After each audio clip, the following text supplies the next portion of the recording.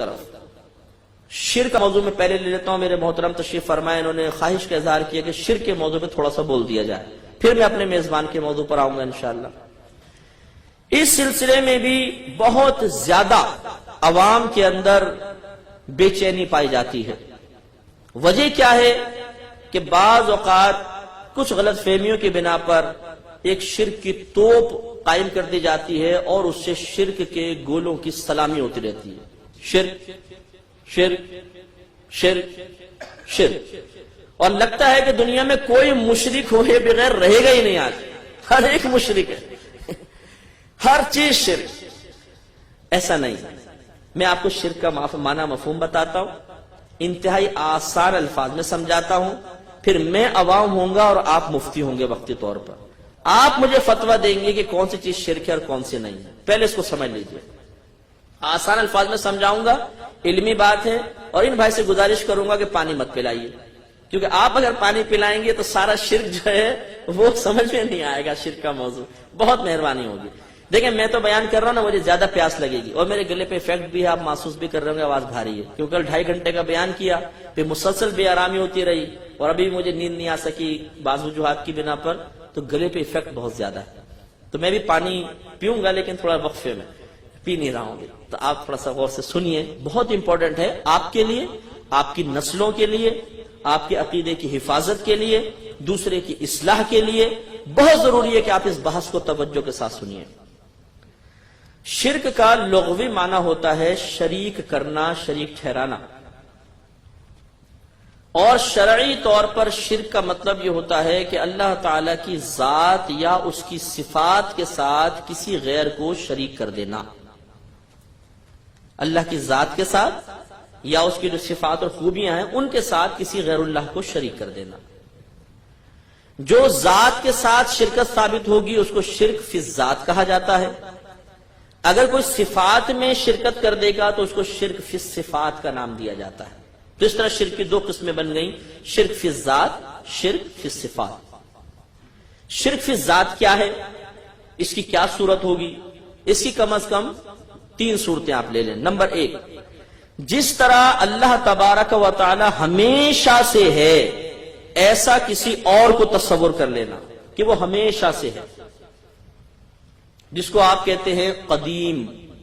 اللہ تعالی ہمیشہ سے ہے، وہ ہمیشہ سے ہے، کبھی ایسا نہیں تھا کہ پہلے نہیں تھا پھر دنیا میں آیا، ایسا نہیں، ہم پہلے نہیں تھے پھر ہمارے وجود میں آئے، تو اللہ تعالیٰ قدیم۔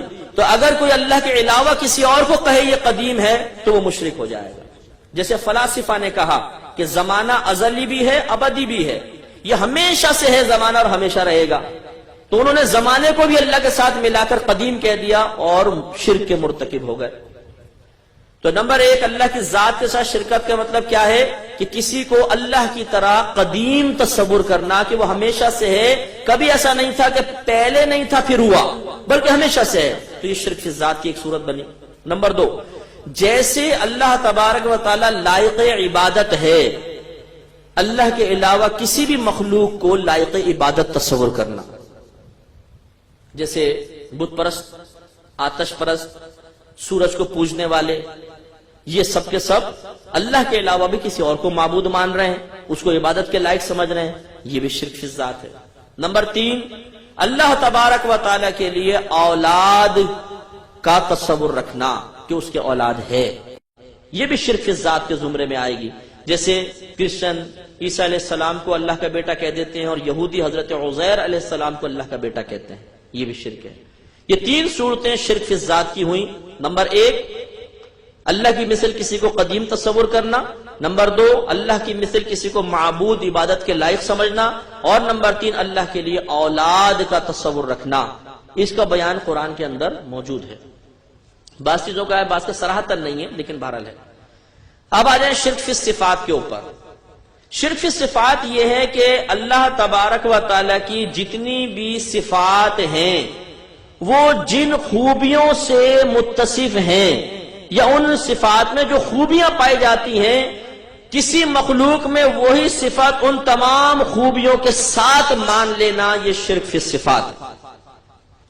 جیسے اللہ کی صفتیں ہیں، ہر صفت اللہ کی کم از کم 4 خوبیوں سے ضرور متصف ہوگی، تو مخلوق کے اندر وہی صفت مان کر اور اسے انہی 4 خوبیوں سے متصف مان لینا، یہ شرک فی صفات ہے۔ مثال کے طور پر پہلے ہم دیکھتے ہیں کہ اللہ تعالیٰ کی تمام صفات کون کون سی خصوصیات سے متصف ہیں۔ نمبر 1، اللہ تعالیٰ کی تمام صفات قدیم ہیں، ہمیشہ سے ہیں، ہمیشہ رہیں گی۔ ہمیشہ سے اس لیے مانا گیا کہ عقلی لحاظ سے عقیدہ ثابت ہوا، عقلی لحاظ سے قرآن اس پہ نہیں بولے گا، حدیث اس پہ بالکل خاموش ہے۔ یہ اکابرین نے معتزلہ کا جواب دیتے ہوئے فرمایا کہ نہیں، اللہ تعالیٰ کی ذات جیسے قدیم ہے اس کی صفات بھی قدیم ہے۔ کیوں؟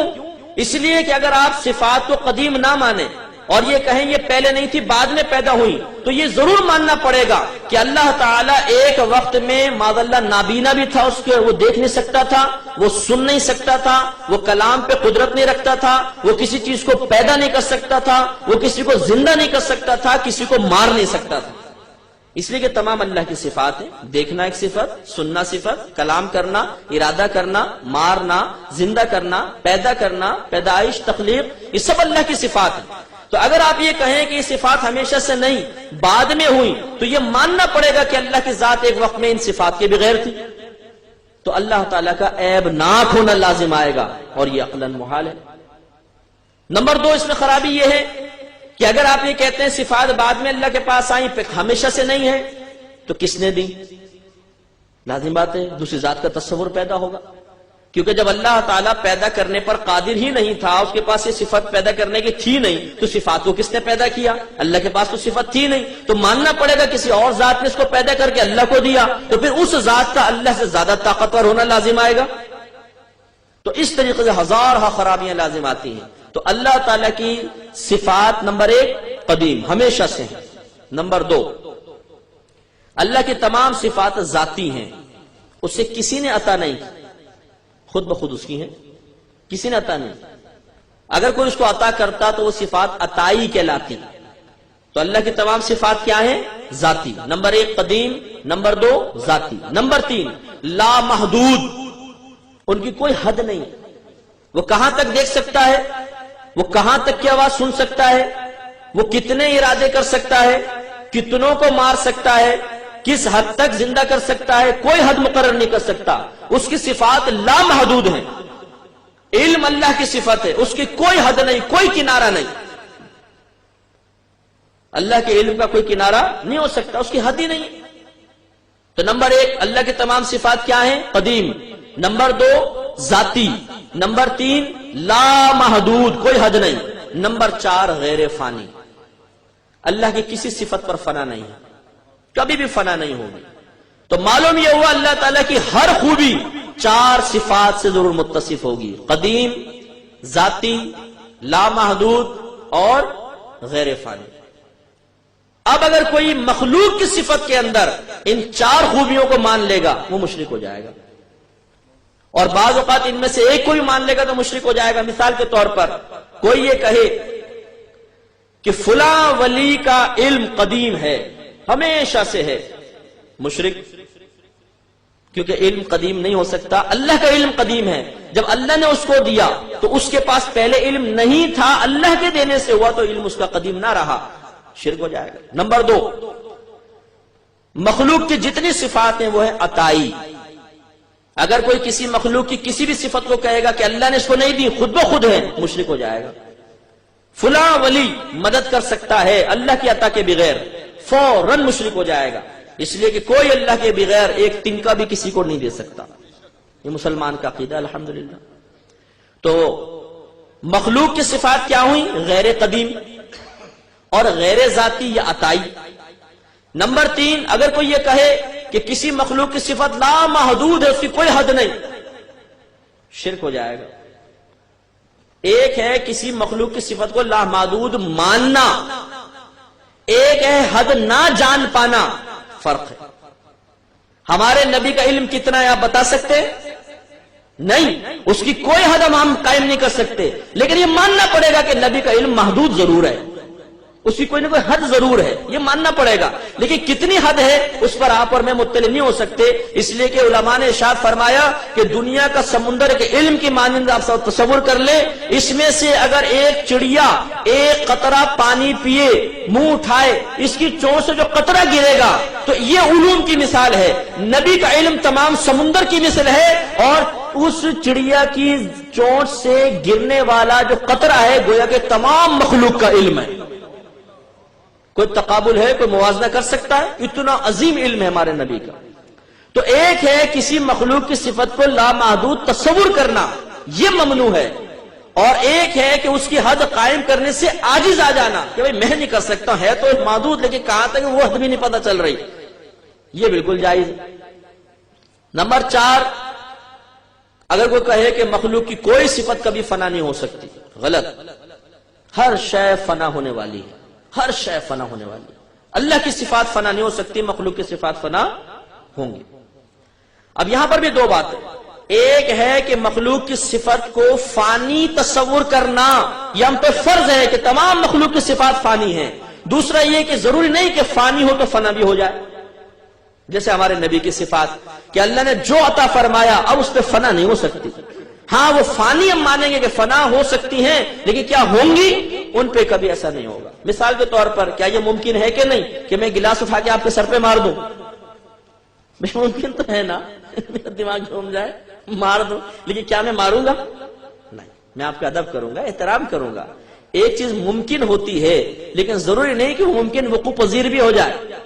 تو ہمارے نبی کریم صلی اللہ علیہ وسلم کی صفات کو ہم فانی متصور کریں گے تاکہ اللہ کی صفات سے فرق ہو جائے، لیکن کیا یہ فنا ہونا واقعی بھی ہوا ہے؟ ایسا نہیں ہوگا، کیونکہ اللہ نے قرآن میں اعلان فرما دیا وَلَلْآخِرَةُ خَيْرٌ لَكَ مِنَ الْأُولَىٰ، اے حبیب ہر آنے والی گھڑی آپ کے حق میں پہلی سے بہتر ہے۔ جو صفات اللہ نے آپ کو عطا فرمائی اس کو روز بروز ترقی ہوتی جائے گی، فضائل و کمالات و برکات کے اندر ترقی ہوگی، اس میں کبھی کمی نہیں ہوگی، لیکن یہ عقیدہ رکھنا پھر بھی ہم پہ لازم ہوگا کہ ہاں اللہ کے علاوہ مخلوق کی صفات پر فنا ممکن ہے، لیکن ممکن مارد وجود میں بھی آ جائے یہ ضروری نہیں۔ ممکن ہے کہ اللہ تعالیٰ اس مکان کو سونے کا بنا دے، لیکن شاید یہ وقوع پذیر قیامت تک نہ ہو۔ تو ممکن ہونا اور وقوع پذیر ہونا